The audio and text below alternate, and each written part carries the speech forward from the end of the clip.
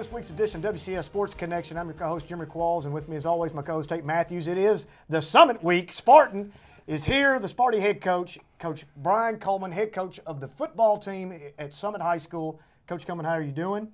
Man, I'm excited to be here. We are excited to have you. Let me tell you, you're looking good today. Your team looks good. I went out and caught you in action this morning, and I do like what I say. Your numbers are up. Summit's on the radar. Speaking of the radar, before we get into football talk, Tate, let's talk about the recruiting radar real quick. Taylor and Jackson Vroom, cross-country superstars up at Brentwood, have officially declared that they're going to be attending Belmont University. That's awesome. Good for them. They are two of the best in the state, maybe the Southeast. So I don't know a whole lot about college cross-country, but I got to think that Belmont got a pair of good ones. Their mother is Brenda Vroom, PE teacher at Lipscomb Elementary, and I got to give her a shout-out. She is the #1 swim team coach in all of summer swim in the city meet. She does the Brentwood Swimming Tennis Club. She's the best in the business. So I know she's very proud, but congratulations to them. They got two really, really good ones. Is there any of the swimmers you want to talk about while we're at it? No. Okay. Brenda can do that. Okay. But it was all coaching. Cade Williams, defensive lineman at Franklin, picking up traffic, obviously on the heels. Max Ray's getting tons of traffic, will continue to get that traffic. Cade Williams, I think we've both talked and both agreed at the fact that if he just sits tight and be patient on this situation, that big offers will fall. Right now, Western Kentucky has offered Cade Williams. Yeah, and this is one of those that Coach Coleman would be able to speak to this, but this is one of those we talk about. This is where the traffic that is coming through Franklin for Max Ray is a good thing, because Cade's getting noticed by schools that maybe he wouldn't be on their radar, and when they're in there, they're watching that film, and they maybe say, "Hey, is he around? Let me see him." If he'll be patient, he's going to get bigger ones. Height, I think, is the only thing keeping him out of it, but that's the best thing he's got going for him right now, doesn't it? Oh, yeah, because they're going to watch the film. I mean, the film's going to have all 11 on there. If somebody else shows out, they're going to definitely see them. And the traffic will be high right now. I mean, this is SEC country right now. They got exposure camps, all these things. This circuit's kind of winding up this time of the year, but there's one more big exposure camp happening here close, and all the SEC schools are coming. And, it's one of those situations that traffic in this area has truly picked up over the last 2 years since we've even done the show. He started with the days of Van Jefferson, Emmanuel Hall. Now it's gone to last year Tyrell Dodson. This year we're sitting at 3 right now. Samaglia at Page. You've got Max Ray. You've got Landon Guidry. Right now, 3 SEC guys on the table. I still think that the kicker at Brentwood will get an SEC offer. I think Cade Williams is going to get an SEC offer. Like going to Duke. Yeah, and it's just tons of traffic right now. On the basketball side at the same time, Summer Circuit is winding up. John Carter, Summit's own, JC, pride of the Spartans, is picking up some serious traffic. His teammate, which is oddly enough, is Grayson Murphy. As you know, the point guard, standout point guard at Independence High School. Rivals there, but they're really not rivals. They're good friends, great teammates. Talked to JC this morning, actually, talking about, remaining patient in the process, because John Carter is a double-double machine. I've talked to a few college coaches along the way about him. He's not going to stand out. Not going to stand out. Grayson Murphy has got the game, the flashiness in his game that he will stand out. But when you look at the end of the day, the stat line, John Carter's going to have 20 points. He's going to have double-digit rebounds, and he's a high-character kid. You've got to go out on a limb on this kid. Guarantee it, he will get a mid-major offer prior to the season starting. As the season goes on, they will continue to go around. However, on the other side, Grayson Murphy, right now, he was the hottest commodity, hottest name last week at the AAU tournaments. Western Kentucky, Belmont, UTC, Furman, Austin Peay, you name it. All those mid-major level schools are offering. I still think he's going to wait out what you should, patient, and try to be patient and see if a low-level, high-major Division I college offers. We'll just have to wait in time and see how that goes. Yeah, and I'm not just saying this. I'm not trying to be funny. The thing Coach Goodwin said, first thing he did is when he took over the boys is put them in the weight room with you guys. Yeah. And I've heard him say it more than once. That's been a big part of John's body and his game. And even before they named Coach Goodwin, he was in the weight room with us. He was the only basketball player in there with us. He asked before Coach Goodwin was even promoted or hired to the boys. I mean, JC is a great kid, man. Nobody's going to work harder than he is. And I mean, Coach Goodwin says he's a great leader, and I believe it. I really believe it. It's like when I talked to the Austin Peay coaching staff last week, I said, listen, silky smooth combo guard. A definition of a combo guard is him. Yeah. 6'3", can shoot it, can handle the ball, can pass it, and going to guard bigs and going to rebound like a big. You couldn't said, ask for You more. said not flashy, but he's going to do everything right. He's going to do everything He's right. going to rebound. He's going to box out. He's going to do all those. And Box out. I like it, but don't Yeah. take it when I say Good not, word. when I say not flashy. That's not a negative Yeah. thing. He's not going to He's be a kid pumping his chest. He's looking at the No. crowd. He's No. not throwing no look passes. Everything is fundamentally sound. He's more Klay Thompson than Steph Curry. Thank you. And stat line at the end of the night will not lie. It's going to be 20 points. It's going to be 10, 12 rebounds. Book it right now. Consistent. Hottest diamond in the rough. You've heard it here. JC, John Carter, go get him. Now let's flip to football. Hey, right I here. got one question though. Now that we're going, and I know we're getting ready to get into it, but now that we're going to this high-octane passing attack with the Summit Spartans, Vertical passing game. Eric Coleman, is there no way can he not come out and maybe put in Oh, a little gosh, pace yes, for him? please, Maybe yes. down on the goal line, a little alley He's throw a it up little something, fade yes. route, right? A little fade. You throw 5 up to him, he's going to catch 3. That's pretty mean, good percentage. well, There's your that's- 2-point or conversion 4. He right said there. throw I'm down. 5. You only throw I'm 5 with in it. warm-up. So if you threw 5 in a game, it may help a little bit. Ty Carter, and let's not fail to mention Jada Lewis, Ty Carter. Those guys also on the basketball team. Jaden Lewis has had a great summer as well with the Tennessee Tigers. Ty Carter played a little some, but he's your guy right now. Let's talk a little bit about Ty Carter, what he brings to the football field. A lot like JC, what we said. He's a hard-working young man. I mean, he comes to work every day.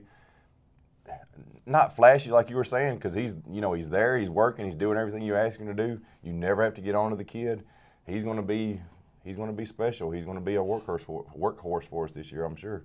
All right, so let's look at your schedule. I think the earlier Sports Connection had the over-under at 6.5 games. Both sportscasters, not sure who they are, we had feelings. Where does this 6.5 both come from? said Where does this? Okay. Both said that we would take the over at 7 games, even more possibly. We both have agreed since day one of last year that you're going to be in the playoffs this year. I think that's a no-brainer to me.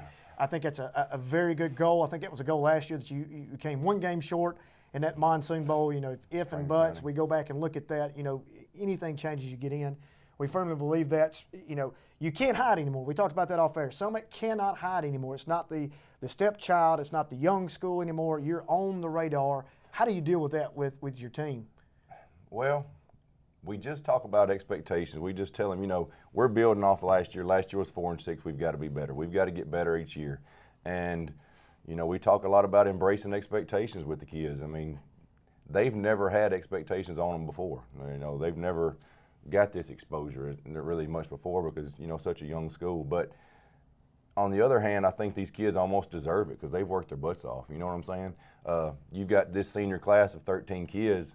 A lot of them played as sophomores. A lot of them started as sophomores. I'd say at least 10 of them started as sophomores, and that was our 0-10 year. So they've got beat up that year, and, they got a little bit better. They worked hard in 4-6 last year, and they've worked even harder and to be prepared for this year. So hopefully, embrace the expectation. Well, I want to say publicly, I've known you a long time. Matter of fact, you're one of the few guys I knew when I took this job.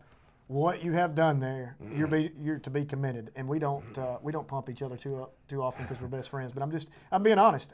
You got to think, first ever home win, first region win, the culture down there. I mean, we can't talk about culture. I want before we get into this stuff. I know we need to get into it. Chad Kirby, Josh Carey Goodwin, Brian Coleman. Keep going down the list. I know I'm going to leave some folks out, and I don't mean to, but I'm just going to stop right there because it hits me off topic. The family structure, the family feeling that you have is what it takes to win. Yeah. You go to a Summit baseball game, all those names I mentioned are there. Yeah. You go to a basketball game, all the names I mentioned were there. You go to a football game, we're crying together, we're laughing together, we're winning together, and that's such an important aspect of being successful. Now, you mentioned a great point.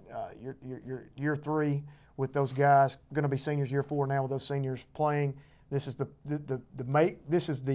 what's the word? This is where the rubber hits the road. This is the year. This is the year they've been looking forward. Yeah. Because you started off, you knew going in they were going to get beat up, and then last year, serious improvement right there on the cusp of making playoffs. This year, you are going to get in. I'm telling you right now, you're going to get in. Let's look at your schedule real quick. One thing I wanted to mention before that, though, you talked about all of us being there, and I think that's a trickle down from the leadership we have in the school. Miss Lamb is great. She's a great principal, and she allows us, to hire who we want, and things like that, and allows Chad to do his job, allows us to do our job. So she does an excellent job as our principal. And you were talking about us before. Now, we have an excellent staff, too. We've got a bunch of guys that work really hard that have had opportunities to go to their schools, but they want to see this. They want to see this through. They keep saying, Coach, I've got this job opportunity, but I want to see this through. I want to see us, I want to see these kids be successful. So that's a testament to our assistant coaches. Absolutely. I didn't mean to leave her off of it. Yes, absolutely. She gives you that. And that's such an important key. There's a leadership piece that she believes in athletics. Yes. She knows the outcomes of what that will do, not only inside the building but outside the building. And she does a fantastic job. So let's look at your schedule real quick. We will not highlight the wins and losses, but we're going to talk about it real quick. You're at Spring Hill opening up hosting at Clarksville Northwest, the second game, at Shelbyville, back at home against Lebanon, back at home for the border battle against Indy before going into your open week. That's the first half of that schedule. There are 5 games there. 3-2 would be incredible. 4-1 would be even better. 5-0 would be awesome. But we'll move on down to the second half of the schedule, right? So right there could get you set up. Spring Hill is the most important game. Absolutely. Well, every game's important when you go. We're not going to skip Spring Hill's ahead. the most important game. Right. Second half of the season at Laverne. At Laverne. You'll have them better. At Laverne, and then you come back at home with 2-game homestand against Franklin County and Lincoln County. Then at Stewart's Creek, who you've talked about off the air being better. That's kind of a game that you're going to have to be aware of. And then at Columbia to finish out the season. Can't wait to see how this plays out. Border battle, Indy, game day will be there. At Summit for the first time ever. Game day's for the first time ever. I'm just telling you, Summit's on the radar. Game day will be.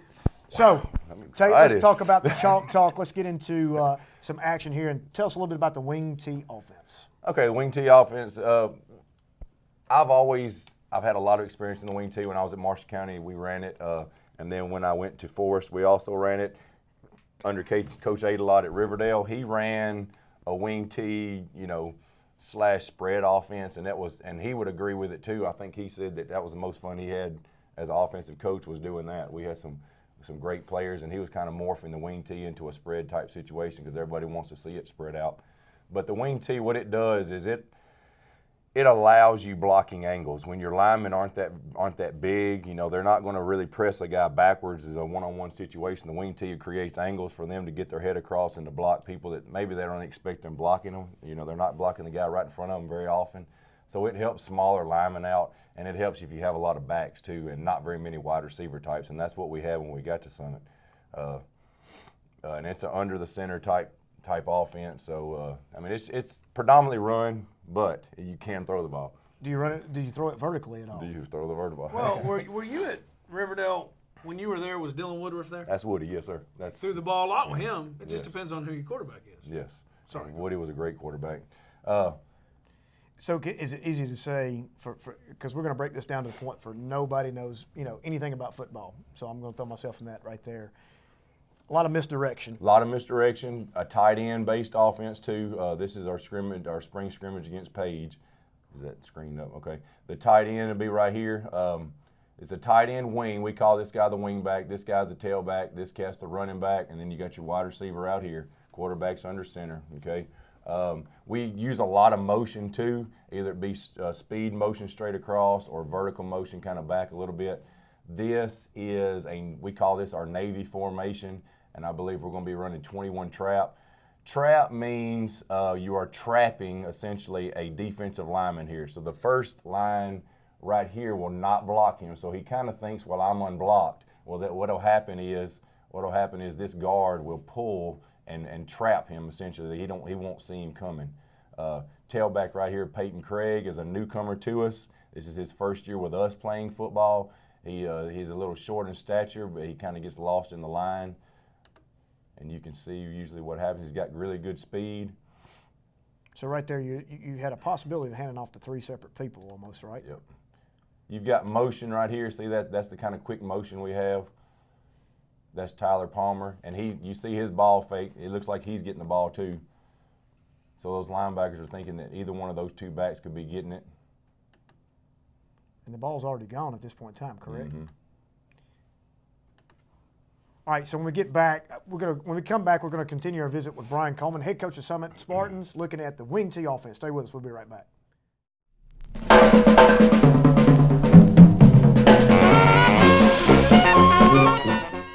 Please come on out and join us at the 2016 Williamson County Fair from August 5th to the 13th at the Ag Expo Park in Franklin, Tennessee. This year's theme is Barnyard Mardi Gras. Some daily events at the fair this year include carnival rides, the escape artist Lady Houdini, livestock shows, and great food.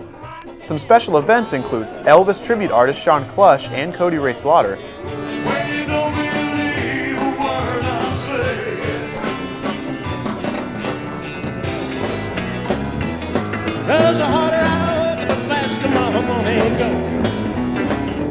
the Bluegrass Music Festival,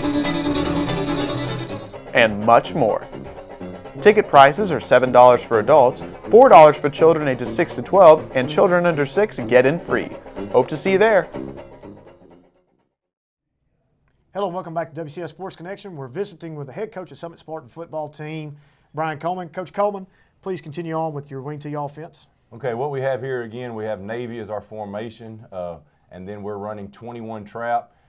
The numbers go, the first number is 21 trap, the first number is 2. Well, that tells us that the 2 back is getting the ball in the 1 hole. That's where 21 trap comes from. The trap is for the line up front. They know that they're trap blocking, okay? This cat right here, this is Peyton Craig. He'll be getting the football. This is Tyler Palmer. He'll be giving a good ball fake, so that'll hold the linebackers a little bit. If you'll kind of concentrate on this guy right here, here's your trapping guard. He will pull and trap their defensive lineman right here. We'll let it run.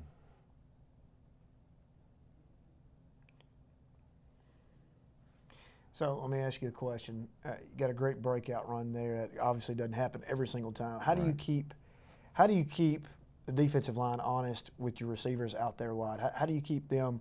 Because why wouldn't they just keep from lining up in the box on you and try to keep that straightaway run? You know, does that make sense what I'm asking? Well, yeah, and teams will put a lot of defensive guys in the box, especially against the wing tee offense. You've got to be able to throw the ball a little bit. Does that make sense? Mm-hmm. I mean, you've got to be able to, like, if they start cheating this linebacker up, you've got to be able to throw a quick slant to this wide receiver. I mean, and that's stuff that that they help, other coaches help you out up top. You know, you've got to take what they give you right there. If he started creeping up or in the box too far, then that's what. Is this the same play? No. Okay, next one.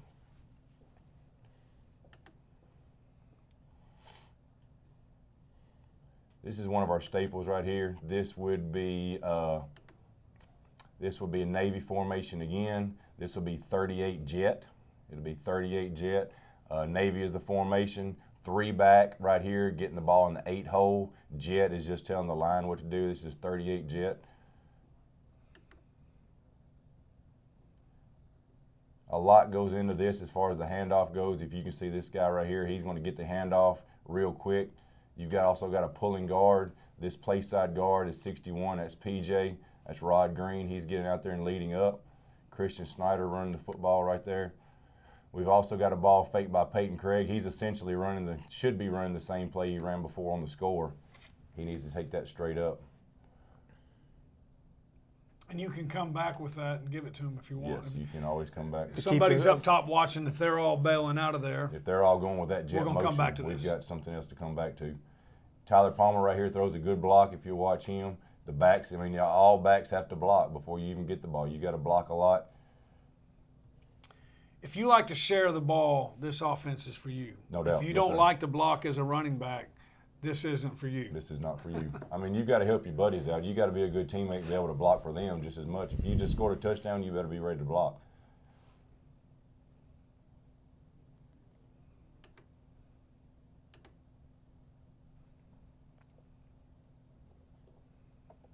Hey, tell them real quick that if they just saw that. That was a tight, at the end of there's a wide shot and a tight shot. Yeah, that's right. Why do you guys, y'all love, everybody has them now. Why is the tight shot so important for you as a staff? Right here you see this is the end zone copy.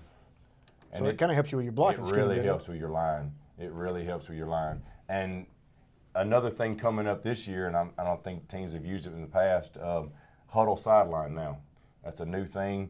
What you can have is you have iPads on the sideline now if you have that capability. So that's going to help out a lot. We'll get this camera view 10 seconds after the play happens on an iPad on the sideline. There's a lot of companies out there that compete with that. This will be the first year HUDL's implementing that, or I'm assuming that you're going with that product. We are going with that. So. And, yeah, that's nice. As a defensive series ends, your defensive line guy can go over and say, okay, here's where we're missing blocks, here's where, and it has this shot. Huge. So technology is now playing a part in every game Because if you look at this, if you're looking at the screen right here, you see where all these defensive guys are. You might not see that on the sideline. You may not see that in the press box. So it's going to be huge. It's really going to help. But this is called the end zone copy. That's a great, like you said, for the interior line. Now you don't swap this with your opponents though. You keep that. You copy keep the to sideline going, huh? Yeah. All right, here is a pass. Here we go. Here's a pass. Play a pass. Yes. Here's a pass. So, Is this inter-squad warm-up, or I'm just kidding? all right, this right here is 19 boot. Okay, we call it 19 boot. What we are faking is, here is the play that we first showed, which Peyton Craig scored a touchdown on. He is faking that trap. This guy right here is a running back. He is also faking another play, which we call the sweep. So you've got 2 run fakes, which is going to hold these linebackers, and it's just a play-action pass. It's a bootleg. The quarterback is going to roll out here, and you've got about 3 routes. You've got Ty Campbell, the one who's going to fake first, Ty Carter, I'm sorry. He is the first one through the line, and he's going to come in the flats right here. You've got a sideline route by your wide receiver right here. He's going about 12, cutting back to 10. And the reason he's going 12 is he's got to give this time to get out here, right? It's got to be a long route. It's got to be, everything's got to be stayed. Ty has to be 3 yards because we've got another route coming 10, and this route is at 12, so everybody has to be at the right depth, or everybody's jumbled up and one guy can cover all of them. So you got a ball fake, quarterback rolls out. Spacing's not too good right here. The wide receiver, I think this is Jay, he needs to be right a little bit deeper. You got Ty in the flats, quarterback's rolling out. Quarterback can hit this right in here. You've got a tight end, what we call dragging. He is 10 to 12 yards finding a window. All right, he is going to square his shoulders and get between these 2 linebackers, so the quarterback it's easier throw for the quarterback if he's squared up to the line of scrimmage. Which quarterback is this in? This is the Kresge. This is our starting quarterback. And we've also got a backside post. Doesn't come open very often. Looks like it could be coming open right now. That's usually what we hear from up top, saying, the backside post is open, because he's usually holding a safety. Well, it looks like this safety is cheated up right here. So that backside, if we ever ran it again, we would tell that quarterback to check the backside post. It could have literally been 6 right there. Mm-hmm. And that's to Justin Woosley. That's our Of course, you are throwing across your body rolling out this way. Correct? We are going left, yeah. So he is throwing across his body a little bit. He needs to flip his shoulders. It's a pretty good pass, actually. And he has a run. His reads are, he's going to check Ty in the flats first. Naturally, you're going to get to one of your best athletes. If he's at 3 yards and he's open, he's fixing to get 10. So he's your first read. We tell him to peek deep, which means check this out. All right. If Ty's covered and he's peek deep and that's covered, then check this right here, check your drag. Well, if all of that is covered, that means there's at least 3 defenders covering there. So what is he going to do then? Now he's got the option to run. Okay? Because if a linebacker, or a corner, if everybody's covered, then there's nobody to be in the flats for him just to run the ball. And he could have turned the corner for probably 5 to 7 yards right there, yeah. So if you're like me and all you know is what's on Madden, okay, and you ever hear the word flood routes, flood concepts, that's what he's doing right here. They're flooding an area.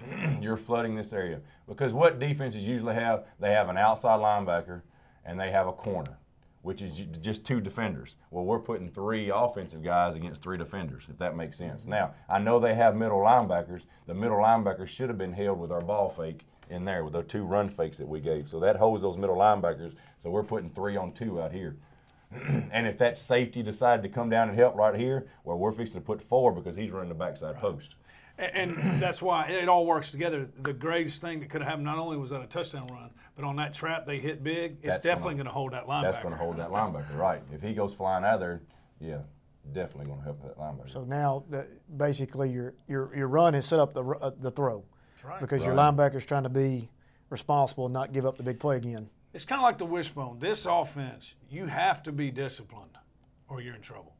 It makes you be honest. So it changes I'm assuming it changes your call play too. Let's say you don't break for the big gain and touchdown. Now you have to grind it out a little bit more, try to figure out your schemes a little bit more, and your call playing actually changes, obviously, to what the defense is giving you, right? Definitely. Oh, definitely. Yes, sir.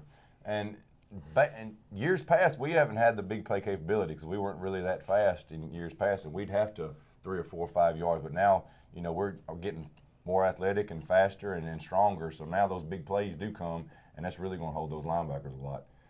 Right here, we call this, all right, we're out of a Navy again. We didn't use very very many formations in the spring. We're Navy again.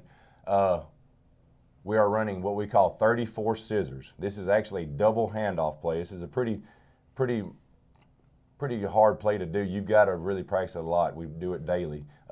It's a double handoff. The quarterback's going to hand to this guy first, and then he is actually going to hand it off to this guy. So it's 34. So this is our 3-back going in the 4-hole. So it's 34 scissors. This reminds me of something. I'm going to give you a little football history knowledge right here. Please do. First time I ever saw the wing tee in person and a double handoff was Bobby Sharp's Lewis County team. That's right. And I'm sure they still run it. And I never forget the first time I saw a double handoff like that. And I'm watching one guy, and they're about 10 guys tackle him, and the other guy's going up the sideline with the ball for a touchdown, and everybody's trying to figure out what is going on. Oh, yeah. The wing tees made many a film guy look, cameraman look silly. Mm-hmm. And we've got 2 pullers here. We're pulling our tackle and backside tight end right there to kick those other guys out. Can that be considered a high-risk play? It is a high-risk play. It is. But the reward is high, too. And like I said, we practice it daily. We practice that double handoff at least 3 days a week. I mean, it seems to me that the window of margin of error is very tight there. Everybody has to be doing the right thing. If it's slightly off, it looks like a fumble could possibly happen or something, a loss anyways. You're exactly right. We don't say that word. Okay. Bad word. That's a bad word. This Christian Snyder handing off to Robert Holmes. 34 scissors there. You like what you're seeing out of your line on this drive? The line is doing excellent. There's a lot of push right Yeah, there. there's a lot. We didn't get this whole play right here. It looks like another trap if I had to guess. So is anything over 3 yards, 2 yards, what is it, what do you consider positive? 3 to 4 yards, I'd say, yeah. I'd say that's a positive because 4 downs. We're looking at first downs. Grind away. Clock maintenance. Roll out the other side. Nice. Right. Okay, this is another staple of our offense. We'll call this, it looks like another Navy formation. He is faking that jet sweep that we talked about running earlier. We call this rip motion, so he's quick motion to the right. He is going on an arrow route, which is about a 3 yard route right here. And then Palmer is running a scat route right there. Again, we're flooding the defense. Throw it about 3 and let him run for about 8.